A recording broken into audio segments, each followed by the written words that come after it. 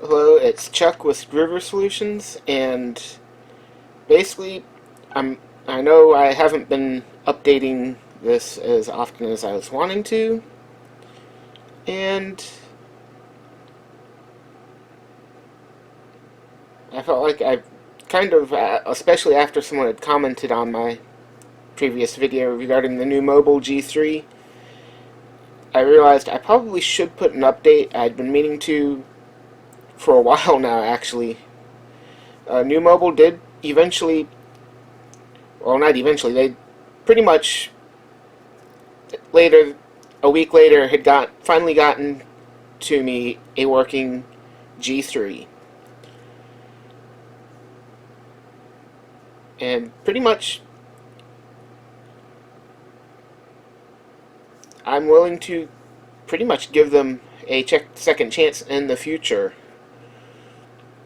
Although the person that their comment on the post or on the video, that video basically, they're someone like me that they went from the G3,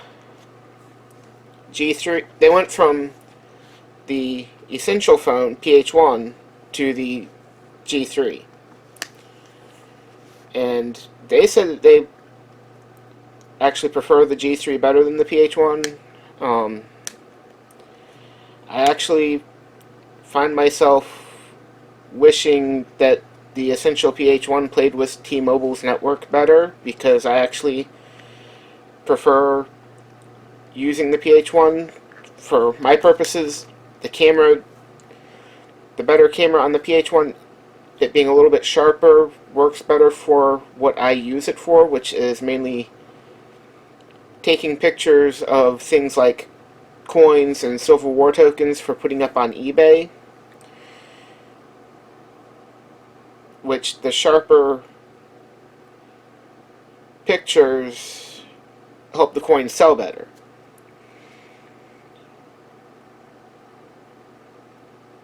Also, just with neither of them having headphone jacks, you rely on Bluetooth a lot. And I know every so often I'm having to actually reboot the Nuu Mobile, because for some reason we'll have issues trying to connect with my Bluetooth devices. And then also, on the Nuu Mobile, I tend to use a different launcher than the stock launcher. I know a lot of people use Nova Launcher. I actually, on this, have a CPL or custom pixel launcher, which has a separate APK you download for the news and weather functionality, like the swipe to the right to bring up your Google News feed, and it'll work for me for about like a week, and then I will have to uninstall and reinstall that separate APK. Where when I've actually just switched back to the home launcher, or the stock launcher on the essential phone, but when I was using the CPL on the essential phone, I never had to uninstall or reinstall that news and the weather news and feed app. But other than that, I mean, the Nuu Mobile is a good phone. Um, I haven't fully tested the NFC. I tried it once, but I'm not sure if the NFC was actually turned on when I tried using Google Pay. But where I live, there aren't that many places that actually do the tap to pay yet, which is kind of, on one hand, The few places that do have it, that I've used it, I have loved using it because it is a whole lot faster than the chips in the card that were supposed to speed everything up. I actually thought it was funny that Aldi's, for the longest time, had a little thing saying that the chip reader on their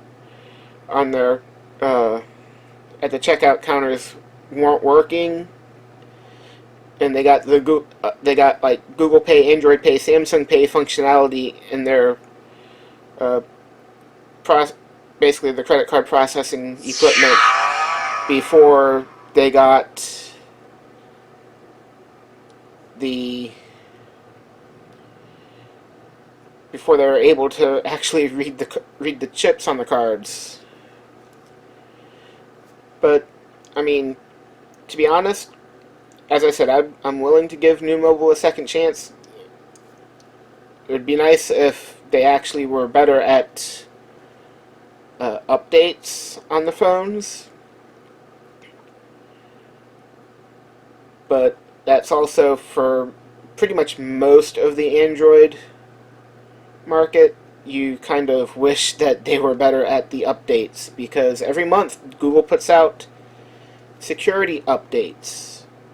The emphasis on security, meaning every month that these manufacturers don't put out an update is another month of potential backdoors and security issues your phone could have. That's also pretty much one of the benefits of the Google phones.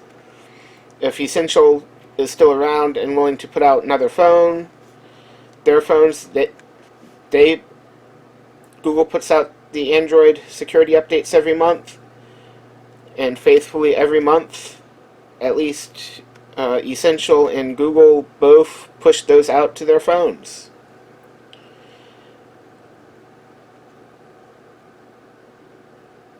But if someone were to be asking me for a good, pretty much budget-friendly phone that will work with basically the T-Mobile networks or the AT&T networks,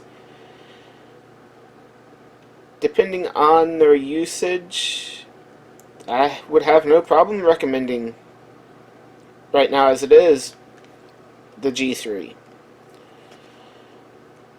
I mean, if my dad wasn't using Verizon to update his phone, I would almost consider recommending either this, the G3, to him. But with being on Verizon, it wouldn't be usable.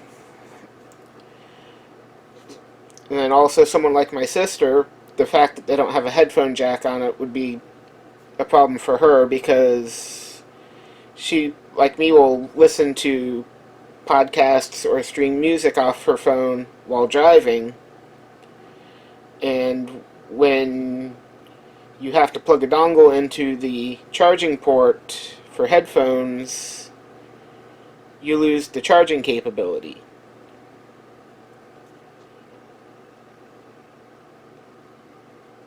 Where for me, I use Bluetooth in my car, so the only times I have issues is when I have to restart the phone because it is having problems connecting to the Bluetooth. But like her husband, he basically just uses his phone for calling, texting, maybe looking stuff up on the internet. Someone like my brother, who is pretty much the same way, calling, texting, looking the random stuff up on the internet, maybe running a few apps related to sports. It's a good phone, good battery life. I usually only put it on the charger overnight, because I always charge my devices overnight.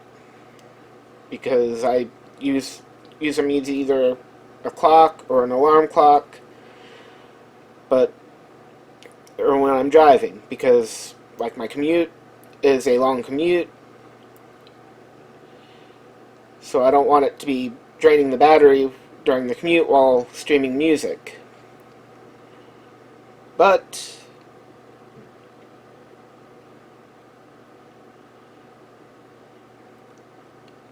while I'm at work, I very rarely will put it on the charger, and after about 7 hours or so, it's probably only down to maybe down a quarter, 75%.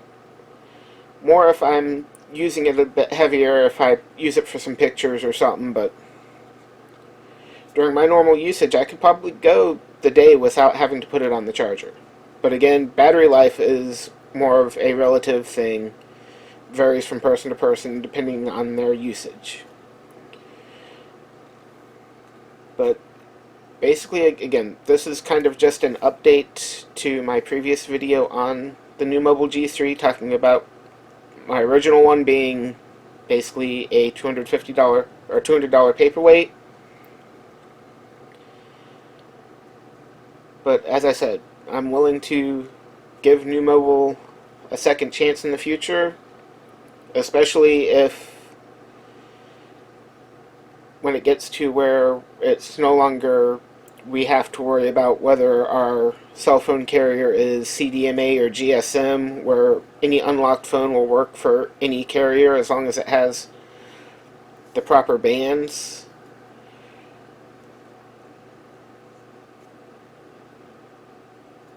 Because at the time I recorded the previous video and when I got this, I was on Mint Mobile. I'm currently with T-Mobile, but I'm actually looking at switching and probably going to a Verizon-based MVNO because, again, I just prefer, for me personally, I still prefer the Essential phone. So that's it for right now. If I get any more things to review,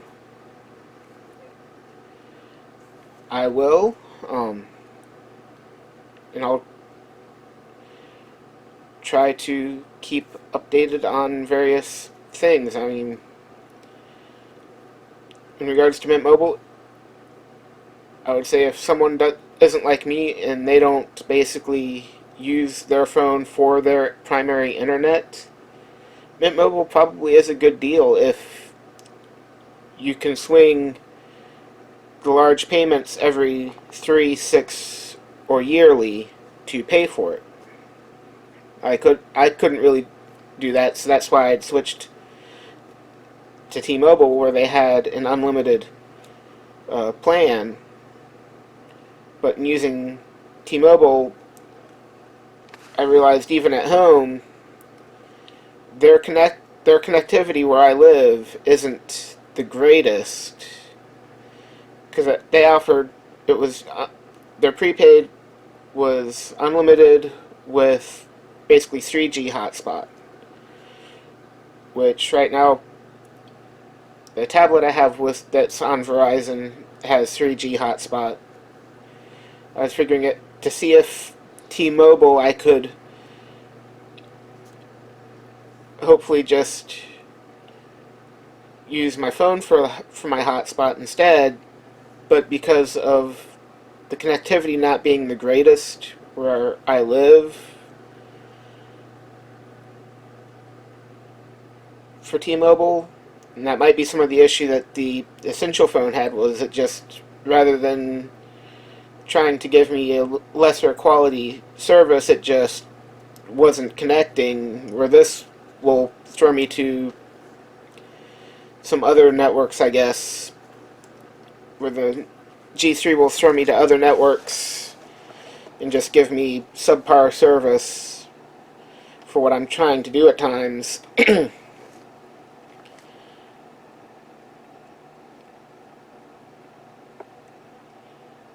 Which is why I'm looking at probably one of the Verizon-based MVNOs, because, again, the tablet's on Verizon. I know Verizon has good coverage where I live.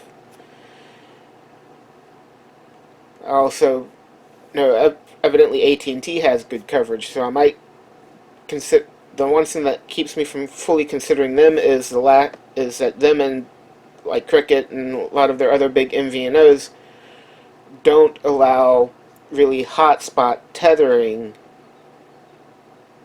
on their unlimited plans.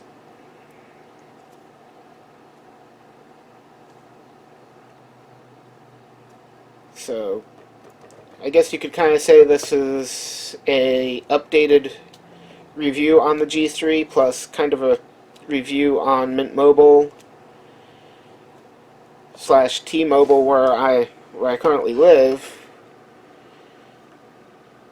and depending on what MVNO I go with, if I decide to switch to a Verizon-based one so I can use my essential phone as my daily driver instead of the G3, I might try doing a review on that after I've used it for a little while. So, again, this is CharlesGruver. Have a nice day.